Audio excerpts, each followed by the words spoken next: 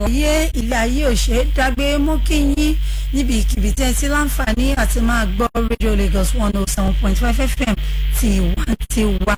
Ẹ ti mọ̀ pé táago méjì àbọ̀ bá ti lu Èkó ìwàgán ìgòrè afẹ́fẹ́ pẹ̀lú Jumobi Omisore.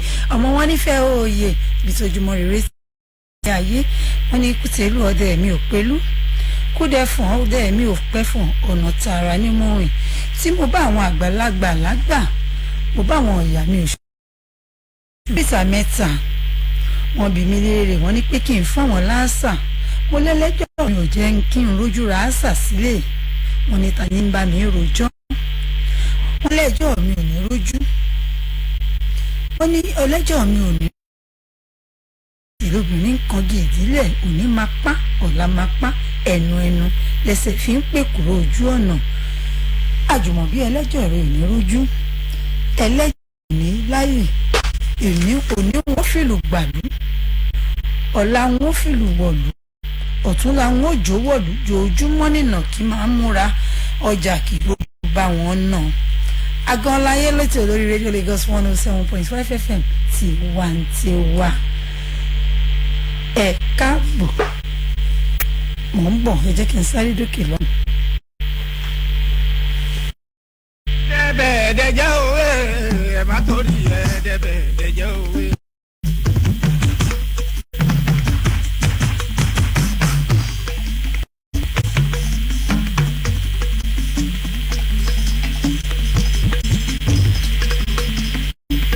Ẹ má torí ẹ̀ dẹ̀jẹ̀ òwe ẹ̀ má torí dẹ̀jẹ̀ òwe.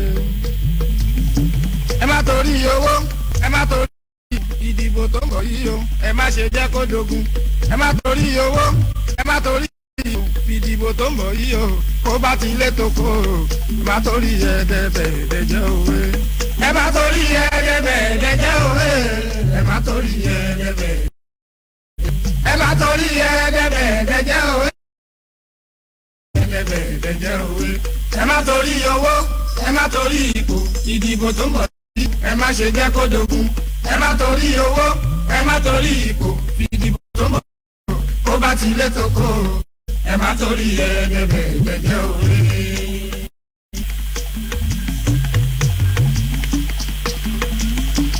ẹ má torí ẹ̀ẹ́dẹ́gbẹ̀ẹ́dẹ́jẹ́ òwe ẹ má torí ẹ̀ẹ́dẹ́gbẹ̀ẹ́dẹ́jẹ́ òwe.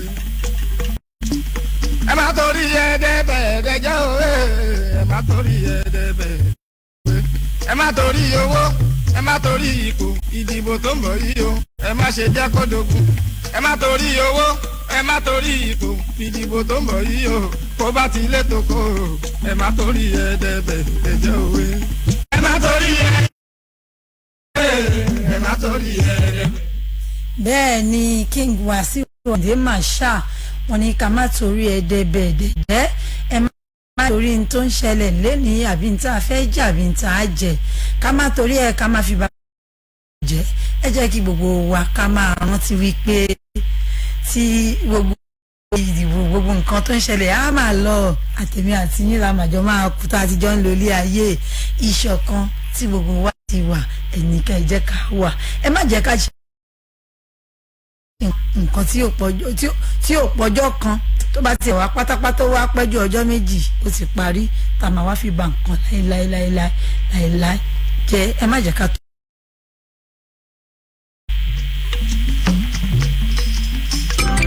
Erosimo Communications alága ìdúró ìjùmọ̀ MC fún èyíkéyìí fẹ́ ṣe kan dáńtọ́ wọn mú òde rẹ̀ tó kò séwu kásìkà alága Jumobi Omisore. Fún alága ìdúró àti alága ìjókòó ẹ pè classic alága sórí 0704 7984 0704 424 7984. èyí ayẹyẹ tẹ́ fẹ́ ṣe kan dáńtọ́ wọn mú òde rẹ̀ tó bí Omisore. Erosimo catering ọ̀gá ni wọ́n jẹ́ èyíkéyìí ayẹyẹ tẹ́ bá fẹ́ wọn oríṣi àṣẹ wọn ìbẹ̀rù òsì ìfòyà òsì rárá tested and trust Erosimo gbáralé. Erosimo catering service àwọn professional aláṣẹ wọ́n mọ ikú tó pa oúnjẹ wọ́n mọ ìtọ́jú ní ìgbéyàwó òkú àgbà ayẹyẹ ẹgbẹ́ ìnáwó nílé ìjọsìn àti gbogbo ayẹyẹ yòówù tẹ́ fẹ́ ṣe. Erosimo catering catering service ní ká ẹgbẹ́ ṣe oúnjẹ sísè fún iṣẹ́ wọn ni láti bá yín lo iye tẹ́ ẹ ní fáwọn àlejò tẹ́ ẹ pè. Erosimo catering service ilé iṣẹ́ wọn wà ní 23 Federal Street Ọgbà Lagos. Ẹ̀rọ ìbánisọ̀rọ̀ wọn ni 0704 424 7984 0704 424 7984. Tested and trust Erosimo wọ́n ṣe gbára lé.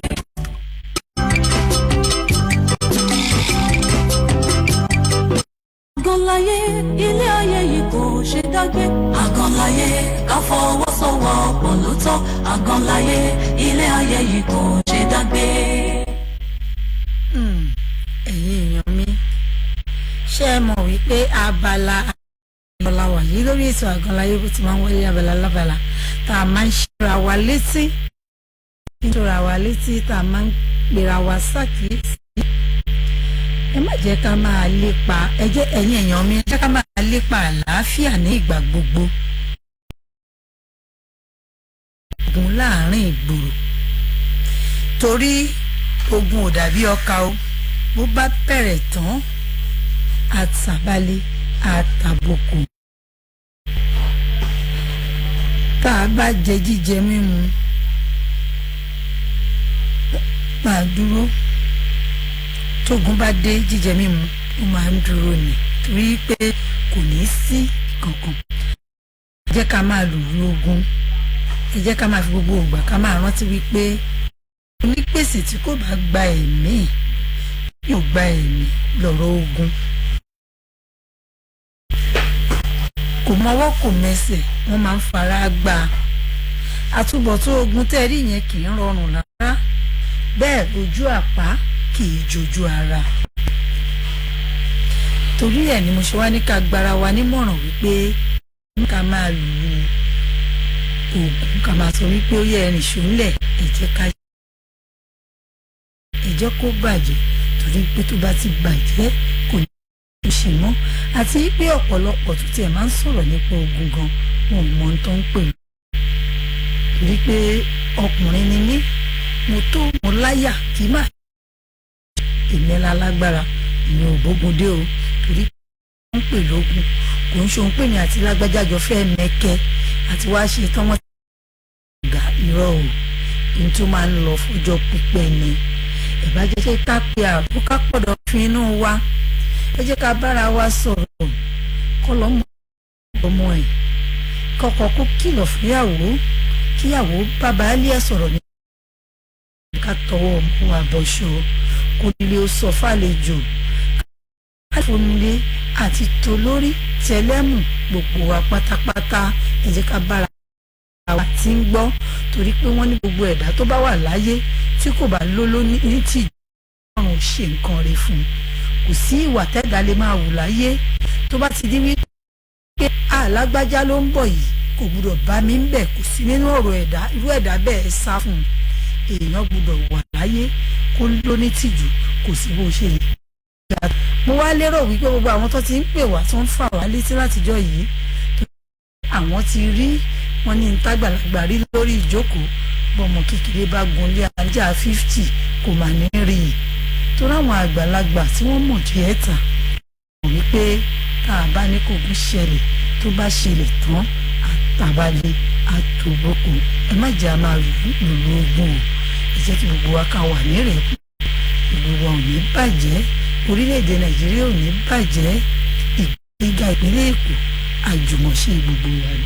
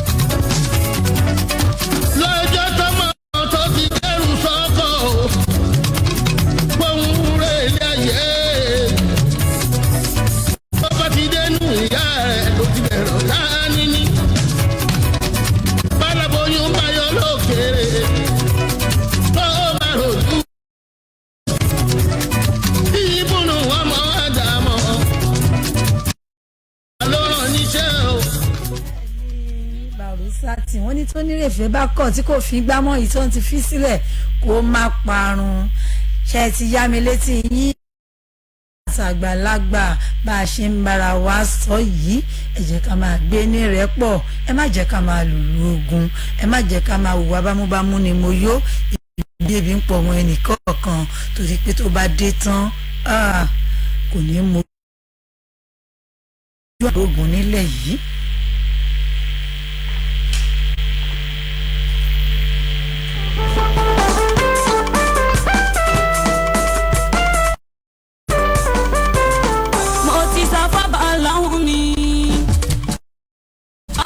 Ti ní ojú kì í ta ládùúrà ó dájú Ọlọ́run wá gbàdúrà mi.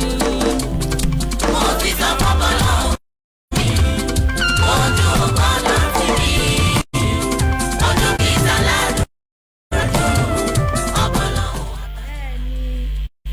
Eré àmọ́pẹ́yẹmí nìyẹn ẹwà ìsìláàmù èmi náà ti sọ fọ́bọ̀ Ọlọ́run wípé ojú ògùdọ̀ tí gbogbo àwọn alátìlẹ́yìn mi pátápátá gbogbo àwọn tí wọ́n ń lo gbogbo agbára wọn tí wọ́n ń sa ipá àwọn tí wọ́n ń lo gbogbo ntọ́lọ́run fún wọn láti sọ wípé ètò àgànláyé kó máa lọ kó máa wà afẹ́fẹ́ bẹ́ẹ̀ ètò Nuru Salamu tí mo máa ń ṣe ní gbogbo inú àwẹ̀ gbogbo ẹ̀yin olólùfẹ́ mi pátápátá gbogbo ẹ̀yin èjìká tẹ́ ẹ̀jẹ̀ kẹ́wù bọ́ lọ́rùn mi. ọmọ ìyá máa ṣe é jẹ́ kan o wípé àdúrà ẹ̀ ò lè gbà mọ́.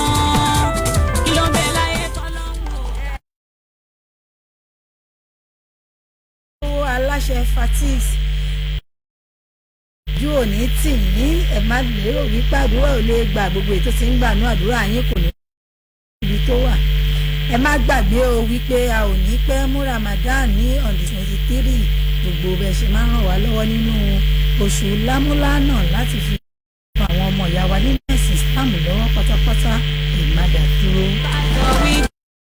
ẹ̀yin láyé pàdù Ọlọ́run jọ̀wọ́ ìwọ ni kẹ́nikẹ́ni tẹ́nìkan ò yẹ lọ́lọ́run bá gbọ́ ó máa ìsàn kúrò ìwọ Ọlọ́run ṣàlámù gbogbo ẹni táláhùn nípa Ọlọ́run ní sàlámù àfẹ́ bẹ́ẹ̀ òun ní kí n máa fẹ́ lè sọ fún Alhaji Abdulateef Ọlánrewájú Sẹ̀díkì àti ìfù ọba aláàánú bẹ̀rẹ̀ sí máa ń ṣàánú wa àdúpẹ́ lọ́wọ́ yín ètò Nuru Salam kò máa tó gorí afẹ́fẹ́ aláṣẹ àti olùdarí iléeṣẹ́ Super Health Connection àmì owó ọkọ̀ ọmọlàbá. ẹ jẹ́ kó yanjú mi ò lẹ́nìkan tó lè bá mi ṣe tó kọjá ìwọ Alhaji Yusuf Babatunde ànábì gbogbo Mushin Babatunde Àyìnlá Yusuf nìyẹn aláṣẹ extra quality plywood ànábì gbogbo Mushin nìkan o ẹ̀fín náà ni mo ní o Yusufu ìmájàlúgbà o. ọ̀nà bí Ibrahim tọ́lọ̀ wọn níṣẹ́ pé ojú Ọlọ́run nígbà aráyé rò wípé ó ti tán. Alhaji really won Ọláwálé Kúlà gbogbo ìjọra kingdom gbogbo gbà lẹ wá fún mi lẹ máa ń fún mi lẹ máa ń náwó sí mi ibi tí ẹ gàdé kò ní dúró síbẹ̀ kò ní í ṣe yín lẹ́ni nìkan àtẹ̀yìn àti gbogbo àwọn tẹ́ ẹ jọ ń kọ̀wọ́ ní tẹ́ ẹ jọ ń ṣe mo lẹ́nìkan kún òní wo owó ara wọn kẹ́ ẹ tó jẹun mo dúpẹ́ lọ́wọ́ gbogbo yín o gbogbo ẹ̀yin energy connection ẹ ṣé mo dúpẹ́ lọ́wọ́ yín mo dúpẹ́ lọ́wọ́ yín o ẹ má gbàgbé Aloma airport fún wa lọ́dọọdún fún ti ìrántí màmá yín tán ti dolóògbé Alájà Muslimat Gíwá ẹ̀sùn ti sọ fún mi mo ti rátẹ̀jíṣẹ́ ti yín pé láìpẹ́ láìjìnà màá rọ́wọ́ yín pé ẹ ṣé gidigidi gan mo dúpẹ́ lọ́wọ́ yín ẹ̀rọ àdúró tì wọ́n. kí ló kọ́ balẹ̀ ọba Ọlọ́run mi ìwọ ló fi mí ayé má fàyè hàn mí. ẹni kọ́lọ́run kó má fàyè hàn wá Oríyọmí Àdìsá Mr. Kito Holy Michael ọmọ Kristẹni ní Ọlọ́run ti fi hàn ayé kò ní fàyè hàn yín ẹ̀ ní dẹni àná ẹ̀ ní dolówó àná mo dúpẹ́ ní gbogbo ìgbà bẹ́ẹ̀ kí n tún máa kí Yekin Ojú Ọlá pé Mr. Speaking gbogbo àwọn tí mo ṣe àjínà àwọn onímọ̀ àná dòrò nìyẹn mo ní ẹ ṣe púpọ̀. Ìyá Michael wà ní nọ́mbà 2 abọ́dá ní Ojúwòye ní Mùṣín, èyí náà gbogbo ìgbà lè máa ń fi wọn ṣe sí wa. Bẹ́ẹ̀ ni mi ò ní gbàgbé Alhaji Saheed Ojúlarí, mo dúpẹ́ púpọ̀ yín o, òyìnbó onígóòlù, ẹ ṣé ẹni pé ẹ̀yin ní gbogbo ìgbà lè máa rántí wa, lè máa fi nǹkan ránṣẹ́ sí wa nínú ààwẹ̀ fún ètò Nuru Salam, ẹni pé kò ní kú, ẹ̀yin náà ẹ ò ní dòkú lágbára Elédùà.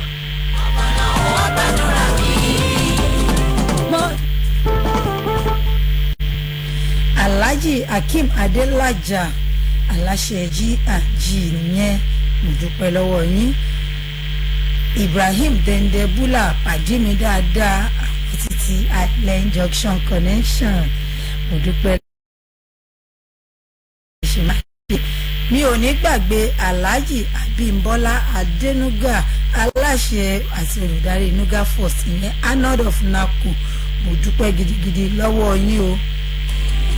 Mo ti sọ lọ́hùn mi Ajámọ́rí àmọ́ àdúfẹ́. Ojú òní tì ní Gbẹ̀ngà Nako, owó bàbá Ọmọgbọ́láhàn, ìjọba Fáò, small body big engine, ẹ̀gbọ́n mi dáadáa, ẹ ṣé. Àti gbogbo ẹ̀yin tọ́lọ́run mọ̀ tẹ́ ní ká má máa dárúkọ yín, tí pé tó Nuru Salam ò ní kú, gbogbo yín ni mò ń ké pé o, torí wípé kò ní pẹ́ Ramadan, ẹ má dá mi dá o, bẹ́ẹ̀ ṣe ń ṣe fún gbogbo ìgbà, Ọlọ́run ò ní bá mi fèmí náà lẹ̀, Ọlọ́run á máa dúró tì mí. Kò sóhun tọ́lọ́hun ò lè ṣe ẹ́. Mo ti sọ fún bọ́lọ́hun mi, ojú gbọ́dọ̀ rí mi. Dókítà ládùúrà ó dájú, ọ̀pọ̀lọ́hun wá gbàdúrà mi. Gbogbo ẹ̀yin arìnrìn àjò àti ọmọjayé tí ẹ fẹ́ràn láti máa lọ sí ilé ìtura tó dára àti fọkànbalẹ̀, ẹ má ṣe wà service apartment ní kí ẹ máa lọ. Ó wà Treasure Island Estate, Orílẹ̀ Ìmọ̀ Ọbáfẹ́mi Owódé Local Government ní Ogun State. Fún àlàyé lẹ́kùnrẹ́rẹ́ ẹ lè pè wọ́n lórí nọ́mbà yìí 09163744666. The M Service Apartment tí wọ́n wà Island Estate, Orílẹ̀ Ìmọ̀ Ọbáfẹ́mi Owódé Local Government ní Ogun State. Ẹ lọ jayé ní tàbí ẹ fẹ́ lọ party tẹ wá fẹ́ bí tẹ máa sùn sí. Wàhálà jìnnà ẹ ṣáà ti pè nọ́mbà tí mo pè yín 0916346374666. Mi ò lẹ́nìkan tó lè bá mi ṣe, kọjá ìwọ lọ́hùn mi. Mo ti sọ fún bọ́lọ́. Ẹ̀rọ Communications alága ìdúró ìjókòó MC fún èyíkéyìí ayẹyẹ ẹ̀kan dáńtọ́ máa mú òde rẹ̀ dùn. Kò séwu classic alága Jumobi Omisore.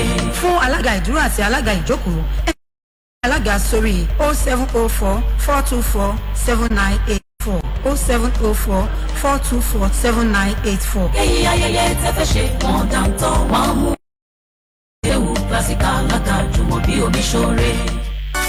Ẹ̀rọ sí Mosque train ọ̀gá ni wọ́n. Ẹ̀rọ ìbánisọ̀rọ̀ wọn ni 0704 424 7984 0704 424 7984. Ẹ̀sẹ̀ dáńtọ́ ẹ̀rọ sí Mosque wọ́n ṣe gbọ́ra lé. Àgọ́láyé ilé ayé yìí kò ṣe dágbé. Ká fọwọ́sowọ́pọ̀ lóòótọ́, àgọ́láyé ilé ayé yìí kò. Màmá tún gbé fújì mi dé o, èmi olúwayé fújì wá sí ìwáyé. Ọ̀rọ̀ tó bá kan gbogbo ènìyàn mọ́lọ́kàn mi. Ẹ tẹ́tí mi gbogbo aráàlú, èmi ọbọ̀rin fẹ́ sọ̀rọ̀ kan.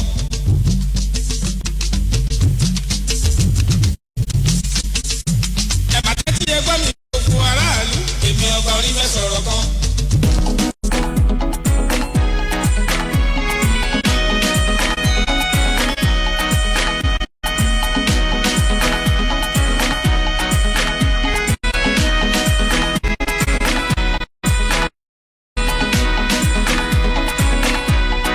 Obìnrin ni mí.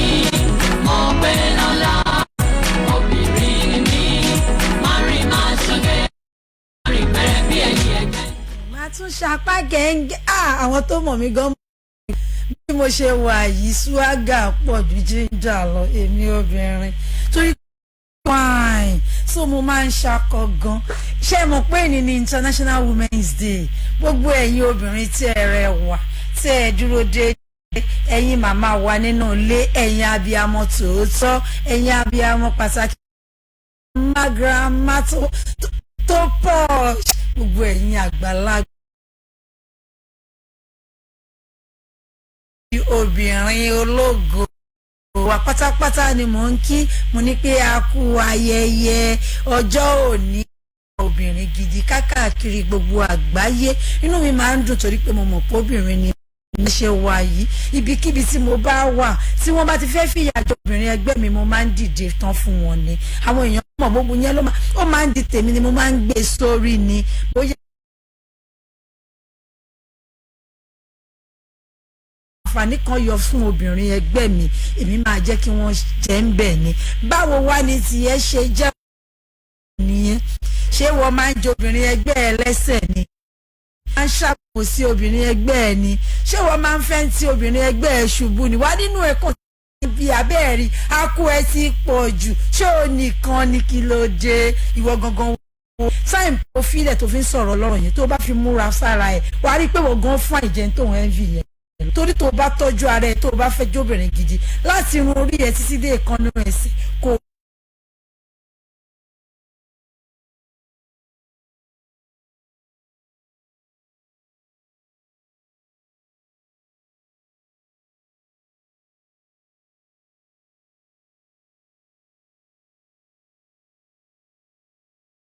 tó lé bẹ́ẹ̀ là ń ṣiṣẹ́ gidigidi káàkiri mélòó àwọn obìnrin tí bá mélòó ni mo fẹ́ kà nínú eyín adépèlé láwọn obìnrin gidigidi obìnrin ológo tí wọ́n ṣe ọmọ obìnrin ara wọn ní Jumobi Omisore wà bẹ́ẹ̀ ni ṣé ẹ gbọ́ ni ẹ gbọ́ nípa Mojúpẹ́ Ọlá Adágún ìkan lára àwọn ọ̀gá wa ń bíbá ẹni tí wọ́n fi ń ṣàdúrà fún obìnrin ni wọ́n pọ̀ mélòó ni mo fẹ́ dárúkọ nù wọn ẹ bá rí wọn àbí ṣé fún mi fly ọmọ tó ṣan tó ga tó sìn gbọnlẹ̀ with swaggy àbí màláìka jẹ́jẹ́ mélòó obìnrin gidi ni òun lọ́wọ́ bọ́tìnì mi tó ń bá mi gbé sókè tó ń gbé sílẹ̀ abẹ́fẹ́ sọ nípa success Omisore ọmọlẹ̀ pa Shandy àbí kí n sọ nípa Kòfowórọlá Ọláìwọlá àwọn ọmọ obìnrin náà tó ti ń grow nìyẹn táwọn náà máa dológo lọ́la obìnrin arẹwà ẹ jẹ́ ká máa gbéra wa lárugẹ ẹ má jẹ́ ká máa fara wa wálẹ̀ mọ́ so kò ní jù báyìí lọ lórí ètò Àgọ́láyé lọ́sẹ̀ yìí mo dúpẹ́ lọ́wọ́ gbogbo ẹ̀yin tẹ́ bá mi dá sí gbogbo olórin pátápátá àti fúnra mi ṣe wá ń fi alága tó dáńtọ́ tó dùn tí ẹ fẹ́ kí gbogbo wedding àwọn ọmọ yẹn engagement introduction yẹn kó ní flavour ẹ pé Jumobi Omisore 07044247984 84 ó dàbọ̀.